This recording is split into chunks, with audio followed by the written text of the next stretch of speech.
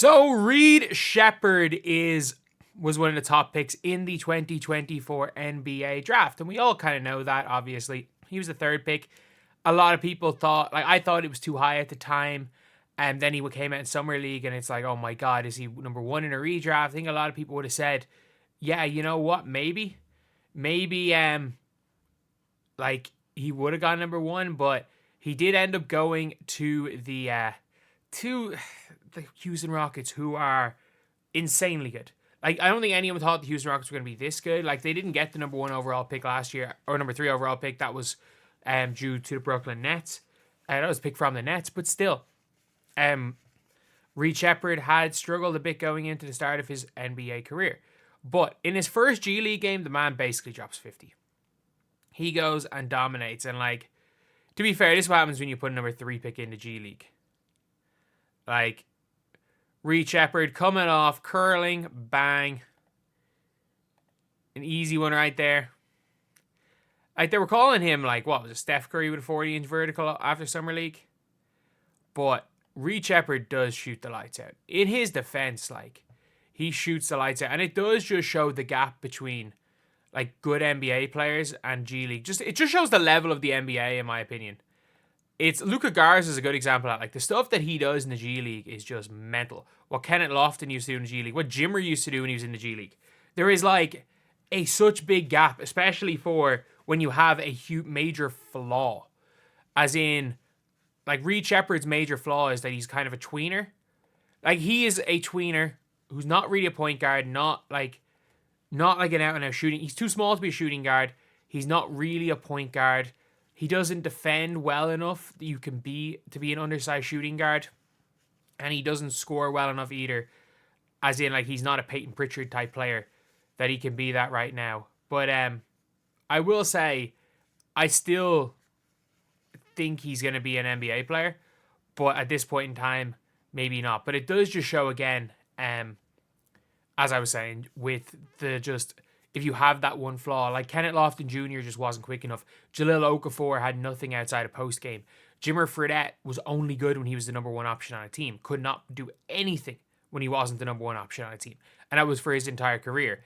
Luka Garza is just doesn't quite have the NBA athleticism. Again, not a bad player, but doesn't quite have the elite level athleticism needed at the NBA level, despite how good he was in college. Like, Luka Garza could go over to EuroLeague and be the MVP in EuroLeague. There are a lot of players that is what they could end up being. Like, a lot of people thought that Zach Edey was going to struggle just purely because he didn't have the speed. But even if you have the weakness, if the one or two things you do well enough that it makes up for that, you can be okay. And, like, look, if you're Reed Sheppard and you're coming out there and you're shooting crazy percentages from three, if he can pick up that defense, because he is an active defender, and he always was. Like, he was a really active defender at Kentucky, got a lot of steals, got his hands on the ball a lot. It's just, he's a 6'1" shooting guard, which is I still think it was it's funny because initially I was fully on board with he was an overpick. Like, it was just too high taking him at number 3 purely just because of his archetype. And I look dumb for saying that. But now it's like, yeah, it's probably the truth. But I think if he wasn't the number 3 pick, if he was where I thought he should have been drafted around the time of the draft, around like 10, 11, I thought that he is one of those guys that in other years in a better draft, he genuinely would have been he could have been the guy where it's like, oh wow, I can't believe this guy fell to 20. Like, you know, those guys like your what Pods was a rookie, like your what Jaime was a rookie. Like, there's a lot of guys who you're like, wow, I can't believe they fell that far. They're a steal. But it's like, in a redraft, would you take them top 3? Hell no. That just kind of reminds me of what Reed Sheppard has done. But what he has done in the G League, like, I know it's one game, but it's still kind of crazy.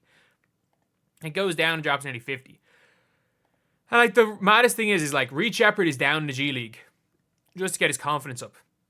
Just to get reps up. And I think more teams need to do this if their rookies aren't really playing. Let them get their reps up. Houston needs to start him over Freddie VanVleet. Hell no. Well, given they couldn't even play him with the seconds and thirds, the G League's where he needs to be. They're 24 and 12 at them. Yeah, they're the second seed in the Western Conference, in a stacked Western Conference. He's playing like he's trying to get out of the Valley. But the mad thing is, like, the Rio Grande Valley Vipers, this team, if you guys don't know, was responsible for what basketball is right now. Like, the Houston Rockets back in like 2013 were testing out the removing mid-range shots from basketball.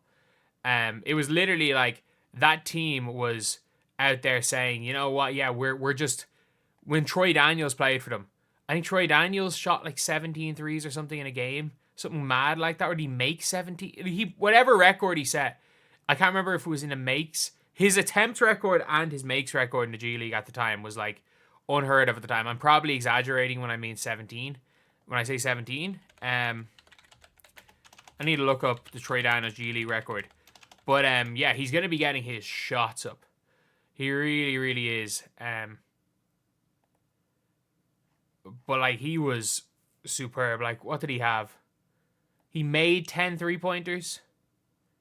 And he set a record for a season. Yeah, obviously he was exaggerating with that. But I just remember seeing a video. It was on Grantland before they took down all their YouTube videos, titled like Only Threes and Layups. You can still, if you type it in, you can still see like the link to what the video was and the article about it. But the Rio Grande Valley Vipers have had a good enough track record with getting chucked, with lads being allowed to chuck. But it is mad. It's just like, he's still not really going to,